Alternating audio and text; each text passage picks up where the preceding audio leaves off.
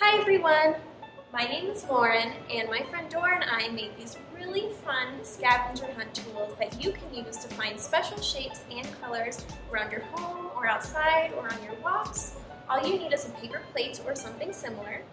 For each plate, choose a shape and a color and then cut out the shape in the middle. Use this as a guide and a tool to find those shapes and those colors, and we hope you have a lot of fun hunting for those shapes and colors. Now my friend Dora is going to show you how she made her plates. Have fun! Hola amigos, mi nombre es Dora y estoy ayudando a mi amiga Lori. Hoy vamos a buscar tesoros de formas y colores. Necesitarás platos de papel u otro material grueso que puedas recortar y decorar. Nosotros recortamos una forma diferente dentro de cada plato y tú escoges el color que quieras para completar el resto. Cuando hayas terminado, puedes usar estos platos como una herramienta o guía cuando vayas a buscar las formas y colores dentro de tu casa. Triángulo rojo, cuadrado azul. Voy a usar este primer plato para ver cuántos triángulos puedo encontrar u objetos rojos.